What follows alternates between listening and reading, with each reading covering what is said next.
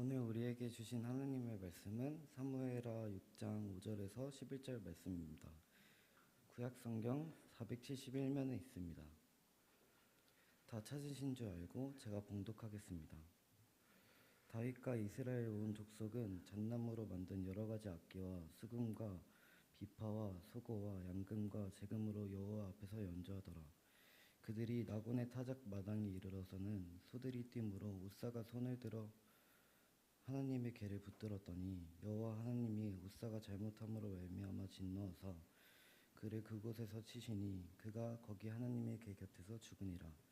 여호와께서 웃사를 치심으로 다윗이 분하여 그곳을 베레스 웃사라고 부르니 그 이름이 오늘까지 이르니라. 다윗이 그날에 여호와를 두려워하여 이르되 여호와의 궤가 어찌 내게 오리오 하고 다윗이 여호와의 궤를 옮겨 다윗성 자기에게로 메어 가기를 즐겨하지 아니하고 가드 사람 오벳에돔의 집으로 메어 간지라. 여호와의 궤가 가드 사람 오벳에돔의 집에 석 달을 있었는데 여호와께서 오벳에돔과 그의 온 집에 복을 주시니라. 아멘. 이는 살아계신 하나님의 말씀입니다. 아멘. 우리 주변 분들과 인사 나누시겠습니다. 당신을 보니까 마음이 시원합니다. 이렇게 인사 나누시겠습니다. 예. 여기 우리 본당이 참 시원한데요. 만약에 좀 많이 추우시면은 요 앞에는 좀 괜찮은데 제습이라든지 선풍으로 이렇게 해주시면은 좋겠습니다. 이 장마가 물러가고 무더위가 시작이 되었는데 참 다행스럽게도 계절의 공식처럼 장마 끝나고 무더위 이렇게 있어서 참 반갑다 이런 생각을 하게 되는데 언제 또 이 집중 호우가 있을지 또 상당히 무더운 이런 날씨인데 부디 건강하게 여름 잘 보내시기를 주님의 이름으로 당부드립니다. 사무엘하 5장을 보면은 이스보셋이 죽은 후에 이스라엘의 모든 지파의 장로들이 다윗에게 와서 기름을 붓고 왕으로 세우게 됩니다.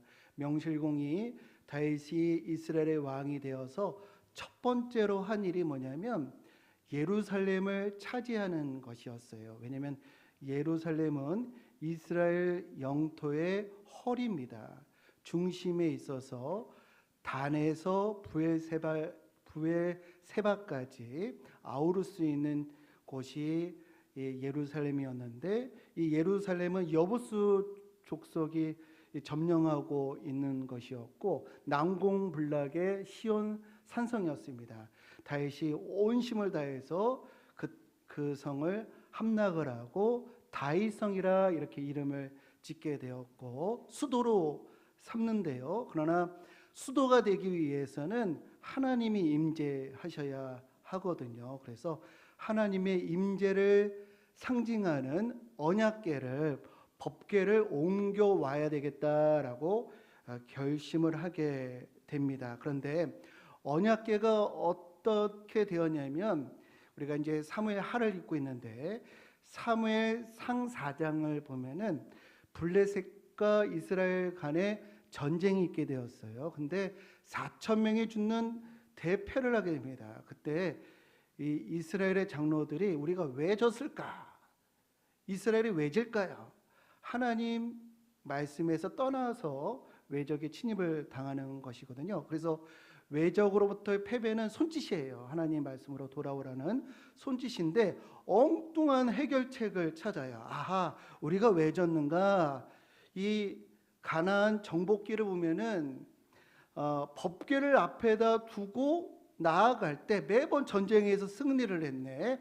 아하, 법궤가 없어서 진 거야. 법궤가 앞서면은 전쟁에서 이길 거야라고 하는 엉뚱한 해결책을 내놓게 되는 것이에요. 근데 이것은 하나님의 언약궤를 법궤를 어떻게 취급을 한 것이냐면 부적처럼 취급을 한 거예요. 주술처럼. 부적이 뭔가요? 부적은요, 윤리도 없습니다. 양심도 없어요. 행위가 어떻게든 상관이 없어요. 그냥 부적을 붙이기만 하면 초월적인 힘으로 자신의 목적을 이룬다고 여기는 것이 부적이고 주술이잖아요. 하나님의 법궤를 그렇게 생각을 한 겁니다. 부적을 잘 보여주는 게 이 알라딘의 요술 램프입니다. 알라딘의 요술 램프는요, 뭐 악인이 됐든 의인이 됐든 상관이 없습니다. 그냥 램프의 주인이 되어가지고 램프를 비비기만 하면은 초월적인 존재가 나타나서 자신의 뜻을 들어준다. 이게 이제 주술의 효과이거든요. 하나님은 그렇게 취급을 한 겁니다. 하나님의 뜻을 따라야 하는데 법계만 가지고 가면 하나님이 우리의 뜻대로 움직일 거야, 행동할 거야, 이렇게 여긴 거예요.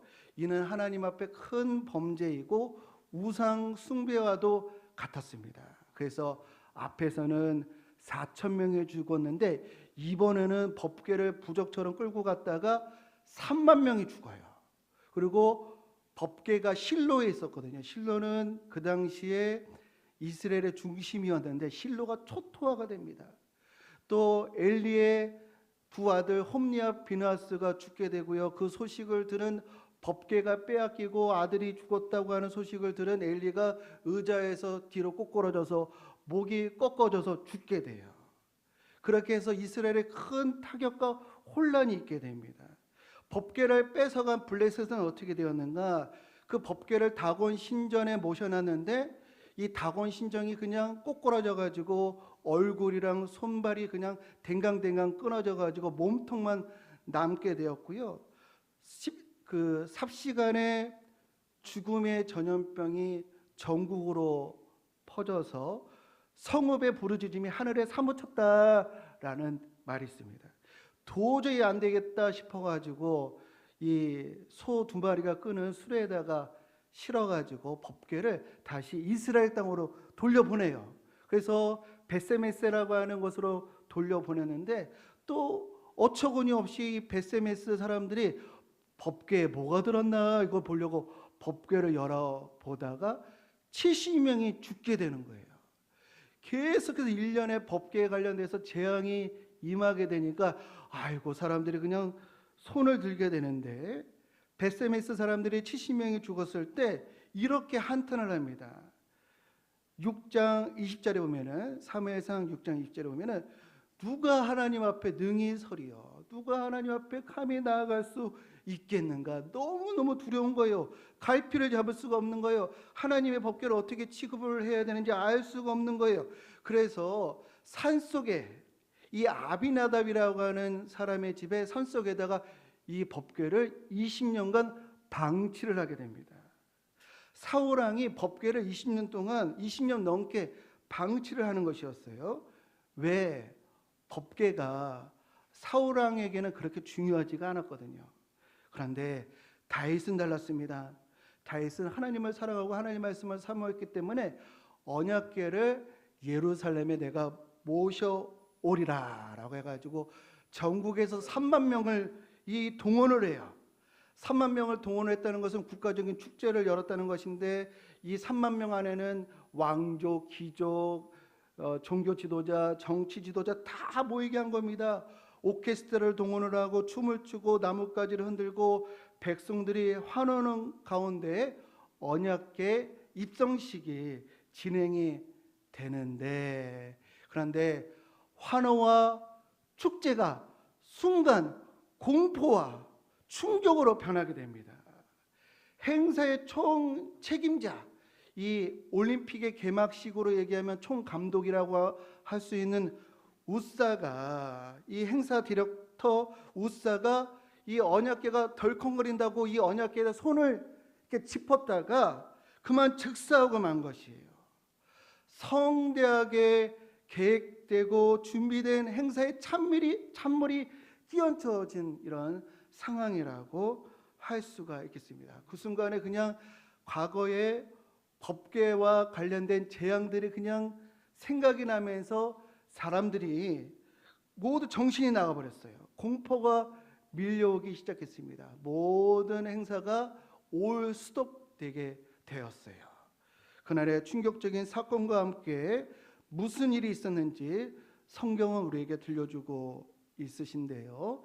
그 말씀을 제가 읽으면은 다윗이 그날에 여호와를 두려워하여 이르되 여호와의 궤가 어찌 내게로 오리오 하고 다윗이 여호와의 궤를 옮겨 다윗성 자기에게로 메어가기를 즐겨하지 아니하고 가드 사람 오베데돔의 집으로 메어 간지라. 여호와의 궤가 가드 사람 오베데돔의 집에 석 달을 있었는데 여호와께서 오베데돔과 그의 온 집에 복을 주시니라. 우사가 죽으니까요, 다윗이 겁이 나가지고 법궤를 모셔오는 것을 포기해버려요. 왜 포기했을까요? 너무 무서워서, 갈피를 잡을 수가 없어서 어떻게 해야 되는 거예요? 이 법궤를 어떻게 모셔야 되는 거야? 알 수가 없어서 포기하고 말아요. 그런데요, 법궤 주변에 이스라엘 백성들 3만 명이 모였는데 아무도 이 법궤를 모시려고 하지를 않는 거예요. 법궤는 하나님을 상징하는 것인데 온전하게 바르게 하나님을 모시려고 하는 사람이 아무도 없는 거예요. 그런데 가드 사람 오베데돔, 가드 사람이라고 하는 것은 외국인이라고 하는 뜻이거든요. 그런데 이 단순한 나그네가 아니고 보호받는 나그네, 즉 이스라엘 백성으로 편입되려고 하는 외국인이라고 볼 수가 있어요. 아무도 법궤를 모시려고 하지 않는데 오베데돔이 자신의 집으로 메어 가지고 가게 됩니다. 교회로 얘기하면 그냥 새가족 행복 안내를 하고 있는 초신자라고 할 수 있는데, 그러나 아무도 모시지 않는 그 법궤를 오베데돔이 모셨을 때 3개월 동안 그의 온 집이 복을 받는 것을 모든 사람이 목도하게 되었어요. 그것을 다윗이 듣고 깨닫게 되었습니다. 중대한 잘못이 있어서 그렇지 하나님은 복 주시기를 원하시고 지키시기를 원하시는 하나님이시구나라는 것을 깨닫게 되었어요. 그리고 3개월 동안 왜 이런 일이 있었는가 연구를 했어요. 조사를 했어요. 그리고 그가 깨달은 바를 노래로 표현을 했는데, 그 진리를 가사로 담아냈는데 그것이 시편 24편입니다.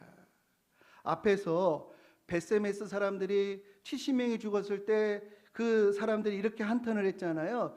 누가 여호와 앞에 능히 설 수가 있고 누가 하나님 앞에 나아갈 수 있겠는가라고 한탄했었는데, 시편 24편에서 다시 깨달은 거예요. 누가 여호와의 산에 오를 자가 누구며 그의 거룩한 곳에 설 자가 누구인지 깨닫게 된 거예요. 기독교 신학은요, 신학자들의 골방에서 연구해서 나온 이론이 아닌 거예요. 이처럼 하나님의 행하신 일을 통해서 하나님을 이해하게 된 겁니다. 특별히 하나님의 임재의 상징인 법궤를 통해서 신학이 차곡차곡 정리가 될 수 있었는데, 법궤에 관련돼서 왜 재앙이 있었는가? 민수기 4장 15절을 보면은 법궤는 고앗 자손 레위 지파만 이것을 옮길 수가 있었어요. 그리고 수레라든지 이런 것을 사용하지 말고 이 하나님께서 만들어 주신 막대기가 있어요. 그 고리를 연결해 가지고 옮기도록 되어 있는 것이 규례가 있습니다. 그러니까 하나님이 알려주신 방법이 아닌 방법으로 법궤를 옮기려고 했던 것입니다. 그래서 재앙이 임했는데, 이것은 무엇을 의미하는가? 하나님이 알려주신 방법 외에 하나님께 나아갈 수 없다는 거예요. 뭐 이동수단이야 많이 있을 수 있죠. 뭐 여러 가지로 가능하죠. 그러나 우리가 보기에는 이것이 옳아, 이것이 맞아, 이것이 괜찮은 것 같아, 이래도 하나님이 알려주신 길 외에는 하나님께 나아갈 수 없어요. 만약에 하나님이 알려주신 방법 외에 하나님께로 나아가면 구원의 하나님을 만나는 것이 아니라 심판의 주를 만난다고 하는 것이 구약 전체의 증언인 줄 믿으시기를 주님의 이름으로 축복합니다. 우리는 종종 이런 말을 들어요. 어떻게 저런 사람이 예수 믿는다고 구원을 받는가? 반대로 어떻게 저런 착한 사람이 예수 믿지 않는다고 하는 그 이유만으로 구원을 받지 못한다고 하는가? 이거 너무도 부당하다, 비합리적이다. 그렇습니다. 그들의 말대로 기독교 교리가 이 불합리적으로 들릴 수가 있어요. 그러나 우리가 기억해야 할 것은 우리의 그 어떤 상태와 조건으로도 하나님 앞에 나아갈 수 없다는 것이에요. 우리의 그 어떤 자격과 우리의 그 어떤 상황으로도 하나님의 은혜를 당연하게 할 수가 없어요. 내가 이렇게 했으니까 하나님 은혜 주시는 거, 나 구원해 주시는 거 당연한 거 아닙니까? 라고 할 수가 없다라는 것입니다. 오직 하나님의 은혜로 우리가 의롭게 되는 줄로 믿습니다. 오직 하나님께서 알려주신 방법으로만 하나님께 나아갈 수 있는데, 그것을 모두 지시하는 것이 바로 예수 그리스도의 십자가인 줄로 믿습니다. 이렇게 하나님이 알려주신 방법 외에 하나님께 나아가려고 하다가 재앙을 만났는데요. 그런데 웃사가 죽게 된 그 내용을 좀 더 살펴볼 필요가 있어요. 이 사무엘하 6장 3절에 보면은 법궤를 이 새 수레, 다윗이 새 수레로 준비했는데 새 수레에다가 옮겨서 이동을 합니다. 그런데 성도님들, 새 수레에다가 법궤를 옮길 때 손을 대지 않고 옮길 수 있는 방법이 있을까요? 터치하지 않고 이런 일들이 가능할까요? 그 당시에 무슨 중장비가 있었겠어요? 손대지 않고 어떻게 법궤를 이동하는 모든 작업들이 어떻게 가능을 하겠어요? 다 터치를 했던 거죠. 이거 다 터치를 했으니까 이런 일들이 뭐 초반에 이루어지지 않았겠습니까? 이건 뭘 의미하냐면 언약궤는 그냥 손만 대면은 즉사하는 고압 전류가 흐르는 그런 물건이 아니라는 겁니다.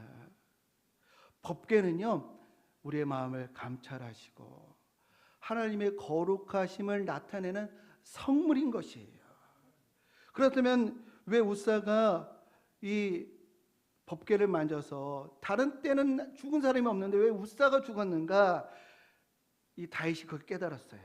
그게 뭐냐면 시편 24편 3절과 4절 말씀 보면은 여호와 앞에 능히 설 자가 누군가? 곧 손이 깨끗하며 마음이 청결하며 뜻을 허탄한 데 두지 아니하며 거짓 맹세하지 아니하는 자로다. 여기서의 손은요, 행동을 의미하는 것이고요. 마음은 좀 띄워보세요. 마음은 동기를 의미하는 겁니다. 하나님은 그 사람의 동기와 행위를 보신다는 거예요. 속과 겉이 깨끗한 사람을 하나님은 기뻐하신다는 것입니다. 또 뜻을 허탄한 데 두지 않는다. 삶의 목표를 썩어질 물질과 쾌락과 또 자신의 영광을 위해서 두지 않는 자들을 찾으신다는 거예요. 또 거짓 맹세, 성경에서의 맹세는 진실한 말입니다. 진실한 말, 솔직한 말, 정직한 말, 진실하게 말하는 사람을 사랑하신다는 것이에요. 마음과 행위, 뜻, 말이 진실한 자들을 하나님이 만나 주신다라고 하는 거예요. 이것이 신약에서 하나님은 영과 진리로 예배하는 자를 찾으신다, 이렇게 표현하고 있는 것입니다. 지금도 하나님은 살아계셔서 우리 성도님들의 마음을 감찰하십니다. 지금도 그 마음과 동기를 보시고 또 그 뜻을 살펴보시는데요. 이 시간에도 하나님, 저는 죄인이지만 하나님 저를 불쌍히 여겨주시고 저를 받아주세요 라고 간절하게 말씀대로 살기를 원하나 육신이 연약하여 하나님 도움이 필요합니다 라고 간절하게 주의 이름을 부르며 찾는 자들을 하나님이 기뻐하시고 만나 주시는 줄로 믿습니다. 우리 인간관계에서도 저 사람이 나를 이용하려고 하는 것인지 나를 인격적으로 대하려고 하는 것인지 곧바로 알 수 있는데, 하나님께서 나를 이용하려고 하는 것인지 나를 섬기려고 하는 것인지 하나님이 하물며 그것을 어떻게 금방 아시지 않겠습니까? 그래서 웃사가 죽은 이유는요, 웃사를 비롯해서 왕과 모든 백성들이 그 마음과 뜻이 순수하지 못했기 때문이에요. 여전히 하나님을 경외해야 할 대상이 아닌 수호신으로 여겼던 거예요. 법궤만 들어오면 우리는 안전해. 수호신이 우리를 보호해 줄 거야. 적이 우리를 이길 수 없을 거야. 주술처럼 생각하는 이들이 적지 않았던 거예요. 그런 분위기 속에서 웃사가요, 왕과 백성들이 3만 명이 막 환호를 합니다. 3만 명이 자신에게 주목을 하는 거예요. 막 고향이 됐겠죠. 흥분이 됐겠죠. 엔돌핀이 막 돌았겠죠. 우쭐하는 그런 마음이 있었던 것입니다. 그래서 더욱 자신을 드러내기 위해서 법궤에 가까이 간 거예요. 행사가 성공적으로 끝나기 위해서는 법궤가 이탈하면 안 되잖아요. 그래서 부지불식간에 법궤에 손을 댄 것입니다.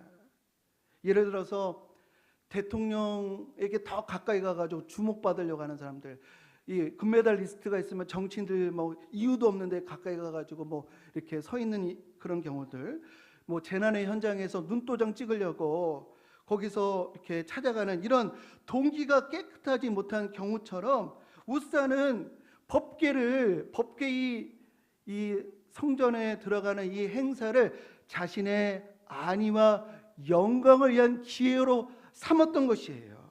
그래서 7절에 여호와 하나님이 우사가 잘못함으로 말미암아 진노하사 그를 치셨다라고 말씀하고 계셔요. 그렇다면 오늘 본문을 통해서 우리는 어떤 신앙의 자세를 가져야 하는지 우리는 정립해야 할 줄로 믿습니다. 우리의 중심을 아시는 하나님 앞에서 내가 어떻게 하나님의 일을 하고 어떻게 봉사를 하고 어떻게 주님 앞에 쓰고 특별 순서를 갖고 또 어떻게 직분을 받고 어떻게 행사를 치르고 하나님과 사람 앞에 어떻게 내가 서야 할지 하나님 앞에 집중하는 저와 우리 성도님들 되시기를 주님의 이름으로 축복합니다. 우리의 마음과 동기가 깨끗할 때, 뜻을 허탄한 데 두지 않을 때 하나님이 그 모든 것을 받으시고 기뻐하신다는 것을 기억하는 우리 모두가 되시기를 주님의 이름으로 축복합니다. 그것을 깨달은 거예요. 그걸 깨달으니까 너무도 기뻤어요. 어린아이와 같이 기뻤습니다. 그 깨달음대로 이 다윗은요, 자신의 뭐 야망, 미래 계획, 또 왕의 위신, 인간적인 체면 다 마음에 두지 않고 하나님은 정말 나의 순수한 모습을 보시는구나, 이것을 깨닫고 그냥 하나님 앞에 한 개인으로서 진심으로 감격하고 기뻐해요. 그래서 왕을 상징하는 겉옷을 벗어버리고 베옷을 입고 순수한 마음으로 기뻐 춤을 춥니다. 그런데 그 장면을 사울의 딸 미갈이 내려다봐요. 한심스럽게 봅니다. 혀를 차요. 왜 미갈은 다윗을 업신여기게 되었는가? 그 이유에 대해서 성경은 힌트를 주시는데요.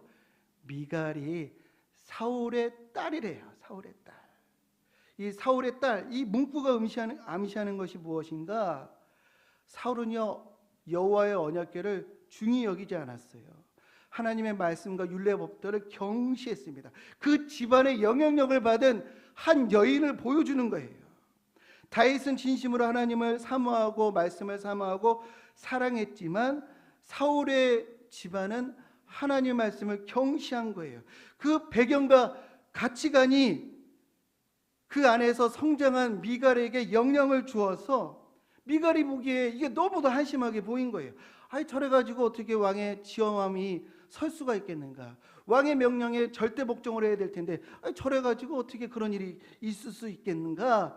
한심스럽게 본 거예요. 근데 이런 상황은 우리 삶 가운데서도 참 많이 있습니다.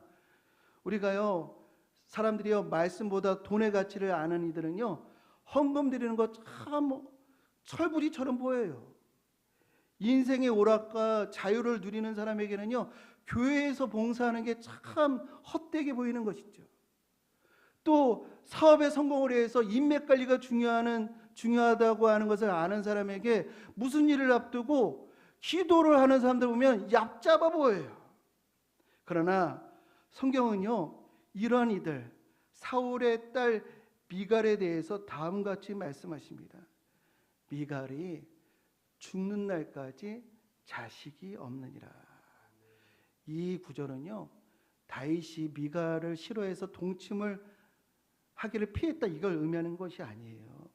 하나님의 말씀과 영광을 업신여기는 이들의 인생의 결말을 보여주는 것입니다. 이건 하나님의 심판이 아니고 복의 근원을 경시한 결과인 것입니다. 우리 사울의 가치관이 그 가정, 딸 미갈에게 그 후손에게 미친 것처럼 우리가 하나님을 사랑하고 그의 말씀을 존귀하게 여기는 것이 우리 주변에 우리 가족들에게 우리 권속들에게 지대한 영향을 미칠 수 있다는 것을 우리 다시 한번 깨닫고 다시 한번 하나님 앞에 순수하게 하나님을 사랑하는 저와 우리 모든 성도님들 되시기를 주님의 이름으로 축복합니다.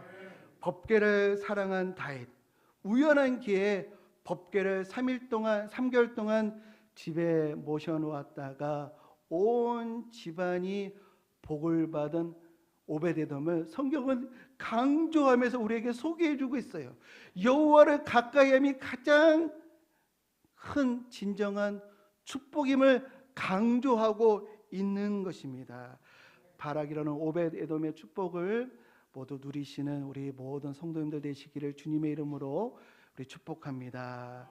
다시 한번 마음을 새롭게 함으로 매일 아침 말씀 카톡을 올려드리는데요, 말씀을 읽고 아멘으로 화답하시거나 아니면 그 말씀을 묵상해서 글을 올리시고 그 말씀이 우리의 가정과 내 삶을 다스리도록 기도하시는 저와 여러분들 되시기를 축복합니다. 또 말씀대로 모이게 힘쓰고 말씀대로 용서하고 말씀대로 사랑함으로 오베데돔의 하늘 은총과 하늘 축복이 우리 성도님들 모든 가정에 모든 영역에 풍성하게 충만하게 임하시기를 주님의 이름으로 간절히 축원드립니다. 이 시간에 우리 함께 하나님 앞으로도 지금까지 인도해 주셨는데 앞으로도 주의 말씀으로 인도해 주시고 내가 하나님 앞에 순수한 동기로 또 허탄한 데 뜻을 두지 아니하고 진실한 은혜로 하나님을 사랑합니다. 하나님께 나아갑니다. 나를 받아주옵소서라고 찬양을 하며 우리 함께 기도하겠습니다.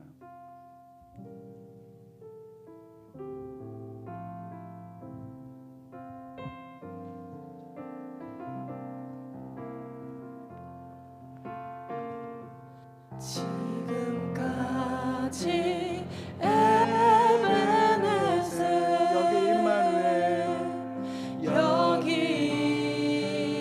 임마누엘 앞으로 여호와 이래 나의 가는 길 함께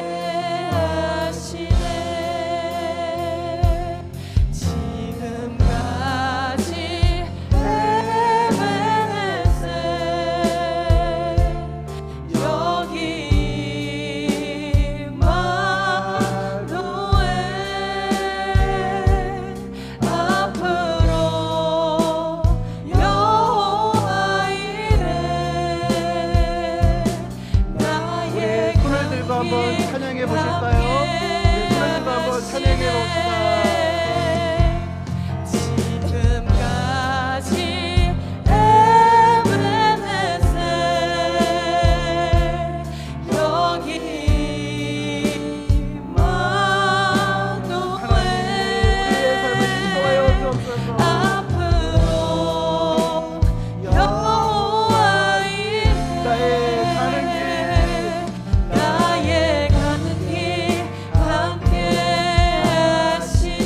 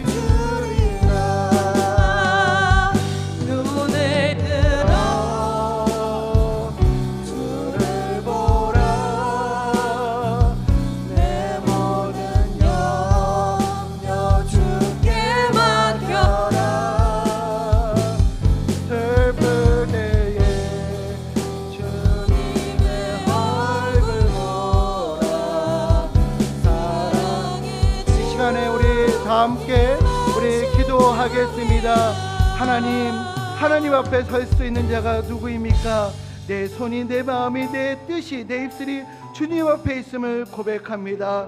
또한 나의 가치관, 나의 시선, 나의 선택이 내 가정과 주변에 영향을 미친다는 것을 알고 깨닫게 하여 주셨사오니 우리가 복의 통로 되게 하옵소서. 이 시간 우리 함께 주의 이름 부르며 기도하겠습니다. 주여, 하나님께서 우리의 마음을 감찰하시고 우리의 속마음을 쏙쏙들이 하시고 우리의 동기와 우리의 하나님 아버지의 행위와 우리의 뜻과 우리의 언어를 보시고 하나님 기뻐하시고 찾으시고 하나님 아버지 우리와 동행하시는 살아계시는 지금도 역사하시고 지금도 우리와 함께 하시고 지금도 우리를 지켜보시고 지금도 우리를 불쌍히 여기시며 지금도 우리에게 복 주시기를 원하시고 지금도 우리를 은혜로 하나님 살펴주시는 하나님 아버지이심을 우리가 믿습니다. 하나님 눈을 들어 하나님을 보게 하여 주옵소서. 슬플 때에 하나님 아버지 주님을 바라봅니다. 하나님 인생의 문제 앞에 주님을 바라봅니다. 살아계신 하나님 능력의 하나님, 많이 해주 하나님 아버지 주여, 하나님을 섬기고 하나님 말씀을 전하오니 하나님 우리 삶 가운데 임하여 주옵소서. 나의 가치관, 나의 기선, 나의 선택이 우리 가정과 우리의 주변 사람들 변화시킴을 믿사오니 하나님 우리를 복의 통로로 사용하여 주옵소서. 주여, 우리 성도들 마음속에 하나님을 사랑하는 마음 허락하여 주시고 하나님 아버지 진정 하나님을 존경하는 저희 모두가 될 수 있도록 인도하여 주시기를 간절히 바라고 원합니다. 주가 주님 앞에 설 수가 있겠습니까? 하나님 앞에 순수하고 하나님의 진실할 때 하나님이 가능한 줄 믿사오니 영과 진리로 예배드리는 우리 모두가 되게 하여 주옵소서. 이제는 길과 진리의 생명 되시는 우리 주 예수 그리스도의 구속의 은혜와 하나님 아버지의 지극하신 사랑하심과 성령님의 능력과 교통하심과 역사하시는 은혜가 손이 깨끗하며 마음이 청결하며 뜻을 허탄한 데 두지 아니하며 거짓 맹세하지 않는 자로 거룩하신 하나님 앞에 나아가리라 결단하며 곳곳으로 흩어져 가는 당신의 사랑하는 백성들의 가정과 일터 위에 이제부터 영원토록 함께 하시길 간절히 축원하옵나이다.